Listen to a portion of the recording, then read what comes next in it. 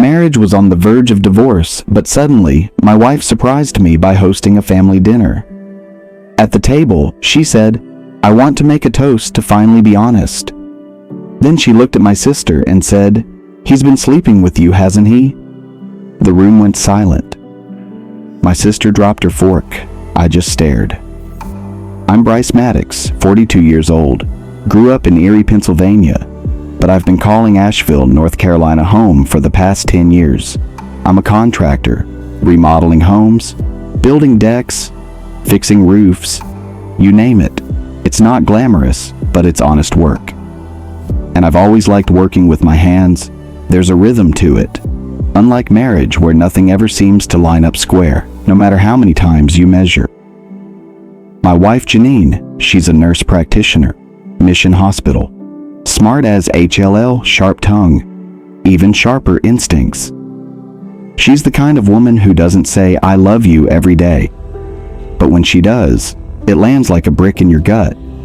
In a good way. We've been married 12 years. No kids though. She didn't want them. Said the world was already too loud, too crowded. I wanted kids, I think. But I let it go. Let a lot of things go. We were slipping. For the past year or so, it felt like we were roommates sharing a house bill's chores, but not lives. The conversations get shorter. The fights got quieter. When we did talk, it was always about the dog groceries or her shifts, the big stuff that stayed buried.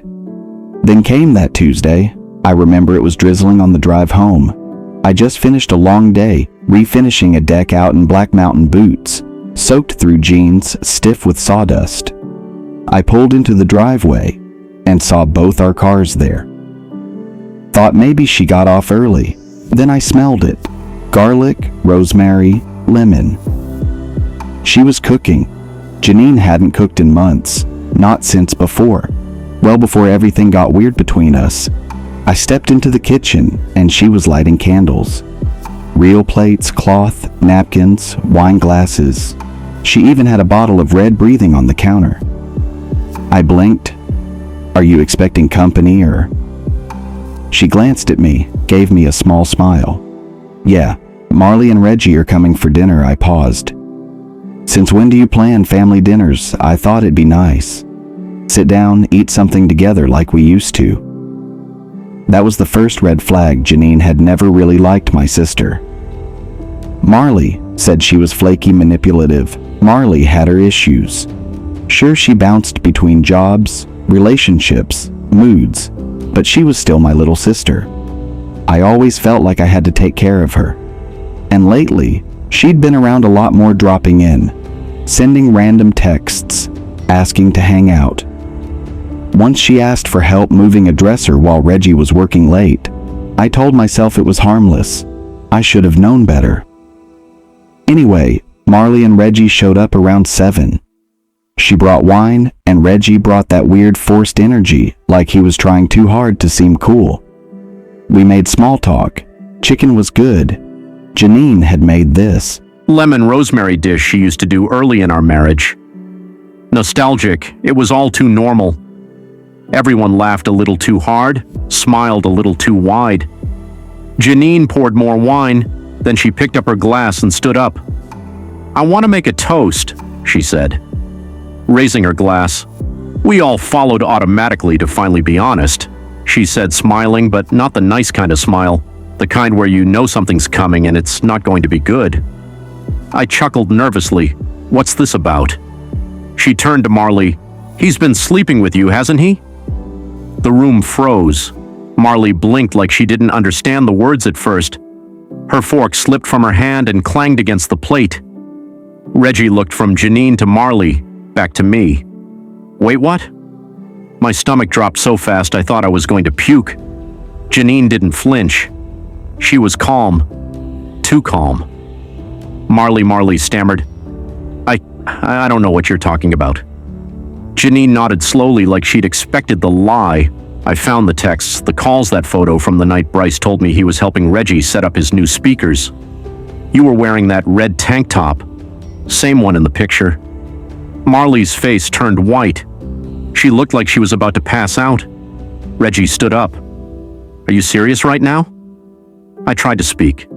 I opened my mouth, but my voice cracked. It was a mistake. Janine tilted her head. A mistake. I swear it wasn't planned. It happened a few times, but it was how many times? Her voice was sharp now, no longer calm. I didn't answer.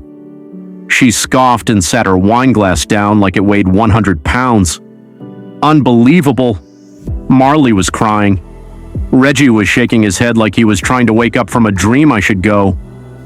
Marley whispered, grabbing her purse and rushing out the door. Reggie stood there for a second, just staring at me. You slept with your sister. Man, what the wacky guy is wrong with you?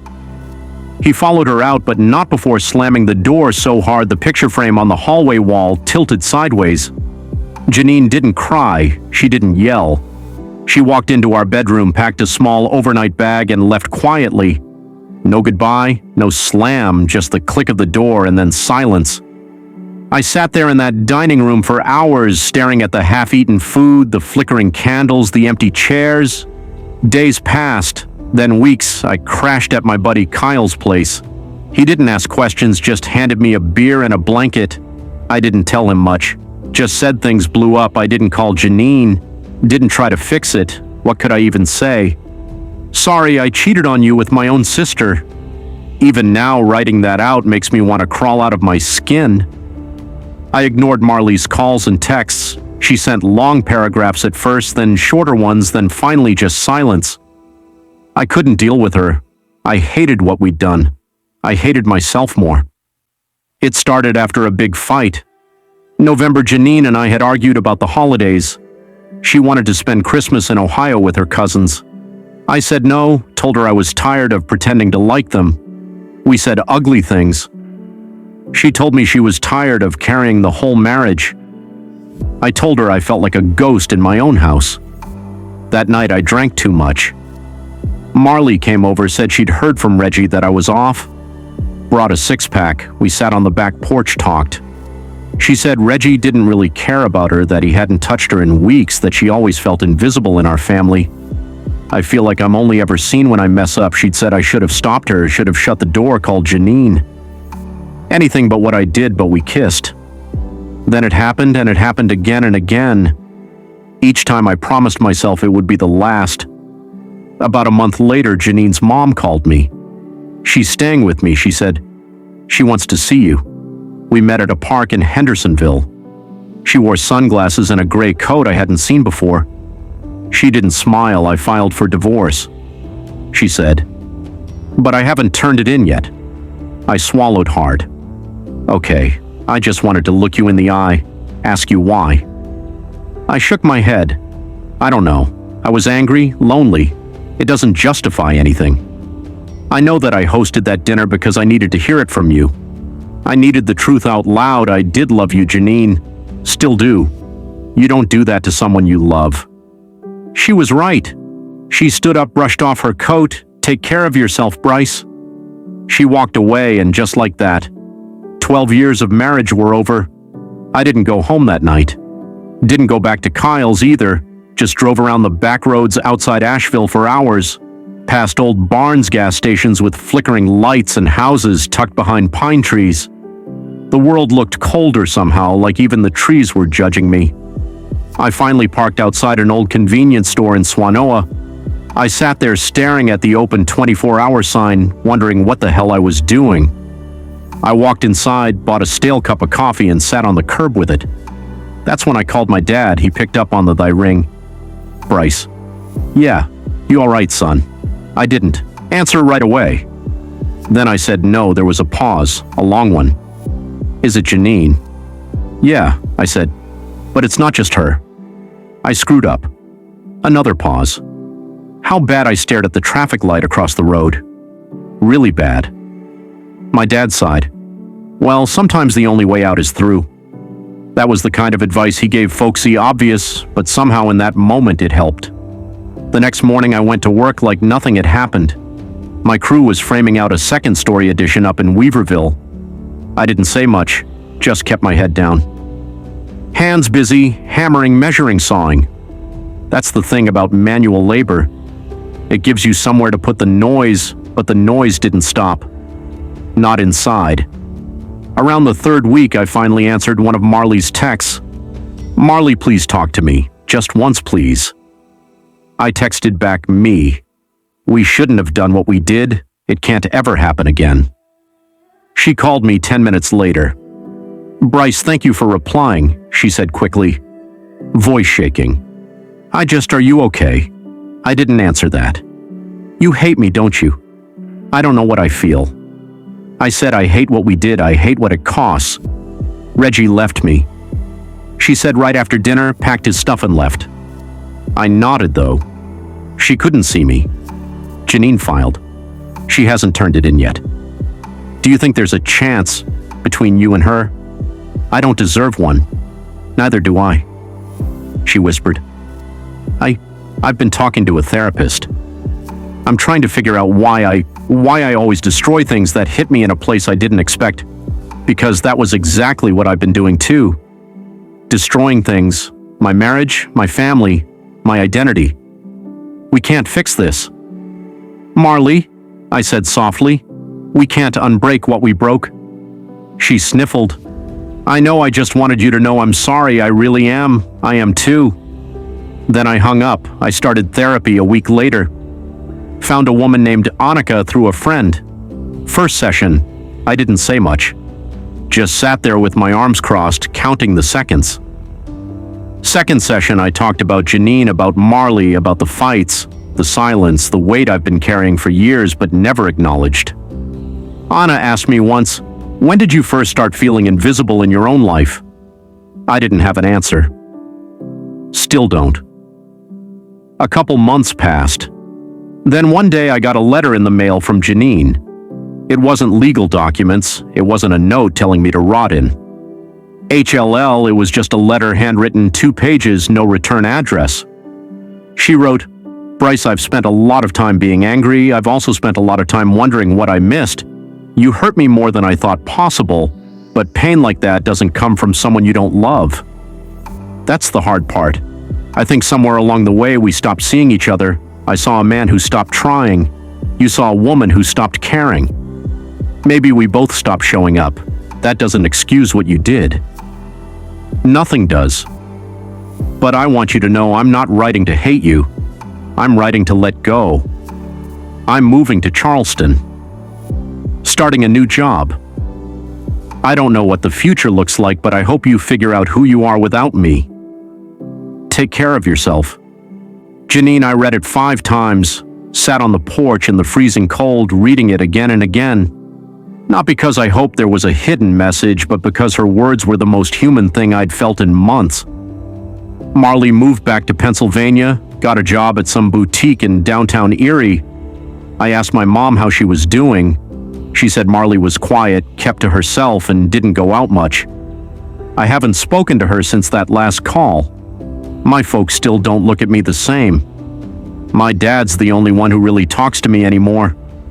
My mom always has this sad, faraway look in her eyes, like she's still trying to convince herself it didn't happen. Sometimes I walk through the empty house ours mine now and think about the little things. How Janine used to line the shoes by the front door. How she always hummed when she was stressed. How she wore this ridiculous oversized hoodie on her days off and called it her stay-away sweater. How I never told her how much I loved that stupid thing. It's funny the details that stick with you. Not the shouting, not the betrayal, but the quiet things. Like the sound of her fork hitting her plate. Like the way she said to finally be honest. Like the empty chair across from me now. The winter after Janine left was the coldest I can remember. Asheville doesn't usually get much snow, but that year the frost stuck around like bad news. Every morning I woke up alone in that quiet house, the silence pressing against my chest like an old injury that hadn't healed right. I kept working, took on more jobs than I should have, driving out to Westville. Ardon, even as far as Boone on weekends. My hands were raw most days. Knuckles cracked, but I didn't care. Work was a distraction.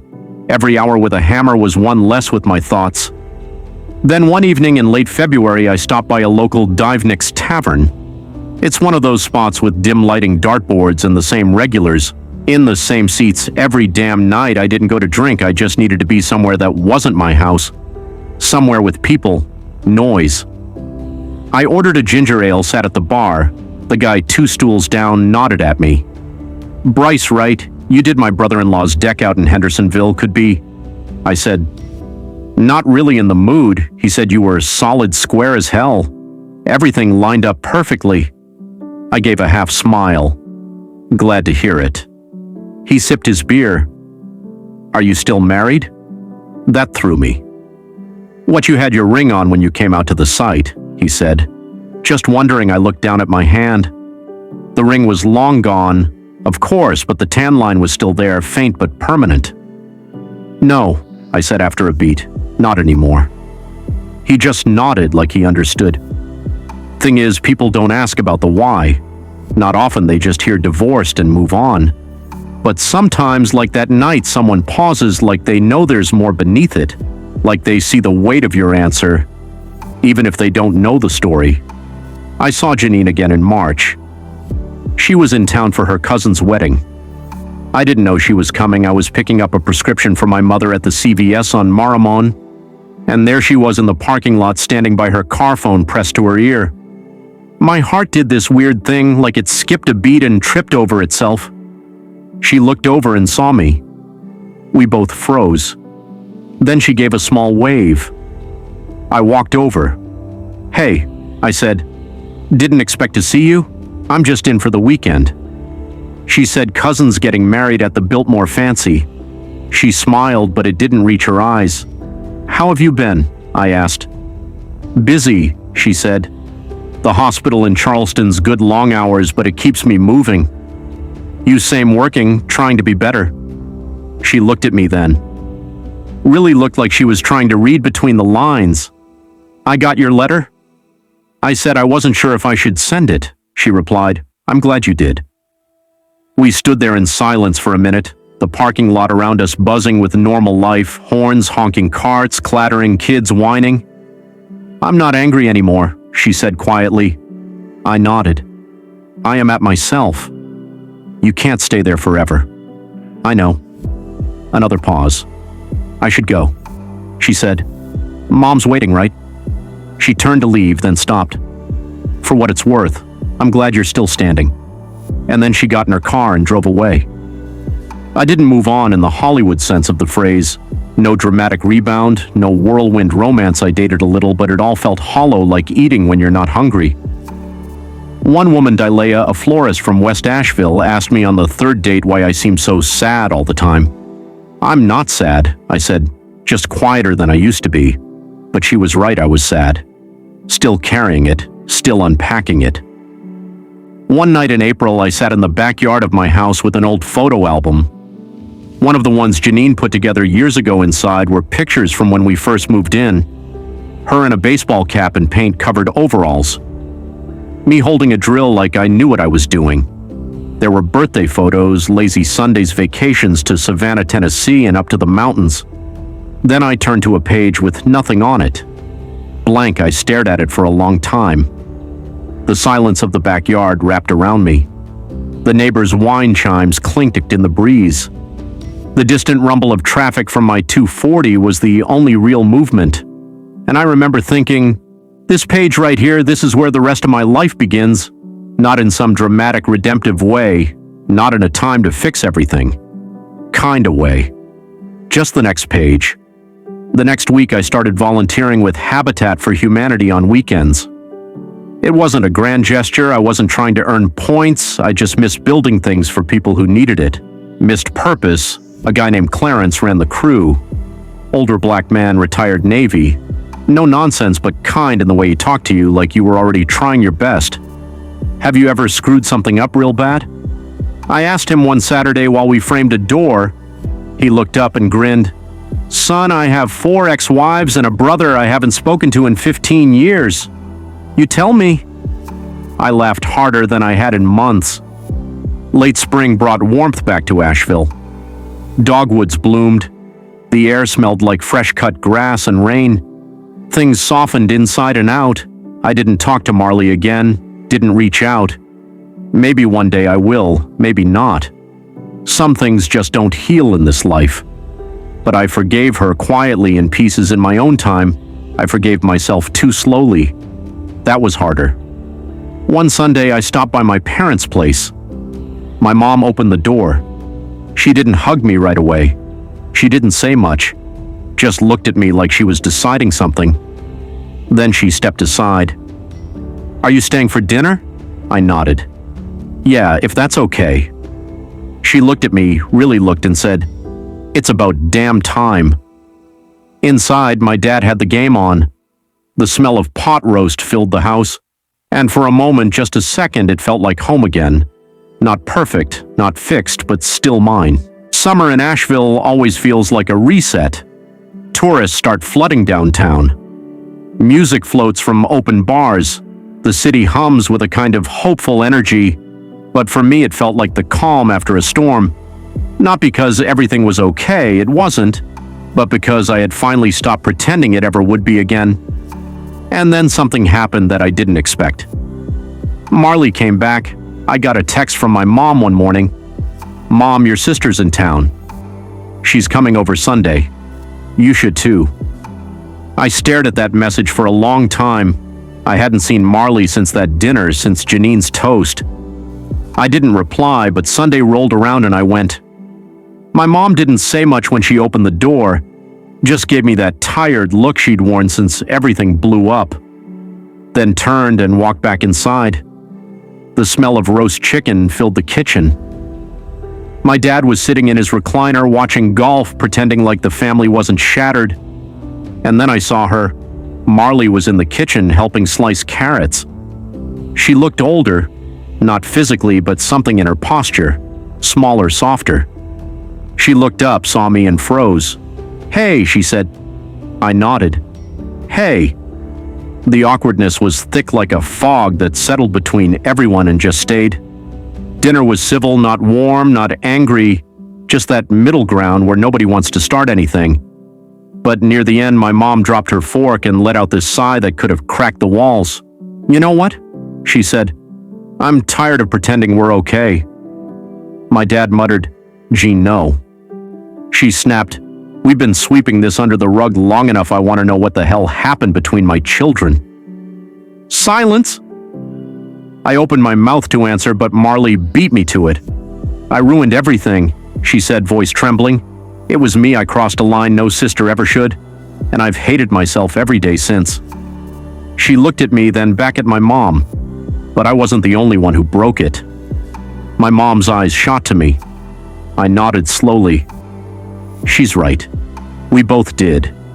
You don't just destroy a marriage and expect things to go back to normal." She said, "You don't just break up a family and think you can drop in for dinner like nothing happened." And that's when something changed in me. A fire I'd been keeping low suddenly flared because, yeah, we both messed up. But what Marley didn't know was that I had something else in my back pocket, something I'd been sitting on waiting.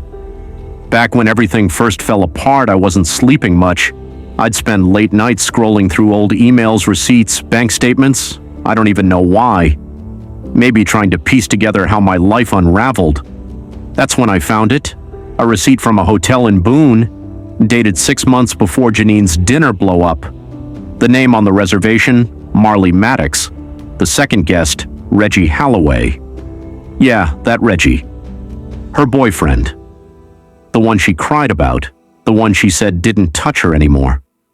At the time, I stared at it for hours, stunned. I couldn't believe what I was seeing. She was cheating on Reggie with some other guy before she ever hooked up with me. Maybe even while she was still with me. It twisted something in my gut. And you know what?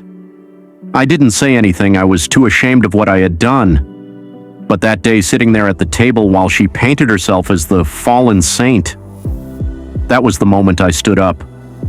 "You're right," I said. "You crossed a line." She looked at me confused. "You said you ruined everything, but you didn't say why. You said you hated yourself, but only after you got caught." "Bryce," my dad warned. "No," I said. "Let's be honest, shall we?" I pulled out my phone and opened the email as forwarded to myself. Laying the screen flat on the table in front of her, Marley leaned forward, her face strained. Hotel in Boone room for 6 months before the dinner? You and Reggie, or should I say not Reggie? She looked stunned. You. How did you cried about being ignored. Said Reggie didn't care about you, said you felt invisible. Meanwhile, you were checking into hotels with someone else and lying to both of us. She reached for the phone. I slid it away. You were cheating before anything happened between us, I said. You didn't just betray your boyfriend. You didn't just betray me. You used me. You played me. Tears welled in her eyes. Bryce, I know I cut her off. You wanted someone to make you feel seen, and you didn't care who you wrecked to get that. The table was dead silent. My dad shifted uncomfortably. My mom's jaw clenched. I made a terrible mistake, I said, looking right at them. But I didn't manipulate anyone. I didn't fake tears. I didn't lie to get what I wanted. I didn't pretend to be the victim when I've been playing puppet master the whole damn time. Marley buried her face in her hands. I forgave you, I said quietly, but that doesn't mean I'll protect your lie anymore. Then I stood up. Thanks for dinner, and I walked out. Outside, the air felt clearer, like I could breathe again for the first time in a year. I didn't feel proud, I didn't feel cruel, I just felt done. There's something incredibly freeing about letting the truth do the heavy lifting. Marley never called me after that, and honestly, I didn't expect her to. My parents never brought it up again, but the tension in the room was different the next time I saw them. Calmer, like the poison had finally worked its way out of the bloodstream. And Janine, well, she heard about it. Small towns have long whispers. She sent me one final message. I heard what you said. Thank you. No for the drama, but for being honest. Finally, I think we both needed that. She ended it with, I hope you're healing. And I was not in some perfect poetic way, but in the slow, quiet way that mattered. Revenge doesn't always look like flames or fights. Sometimes it looks like telling the truth at the exact right moment and walking away with your head high while the person who tried to rewrite the story is finally forced to sit with the whole truth.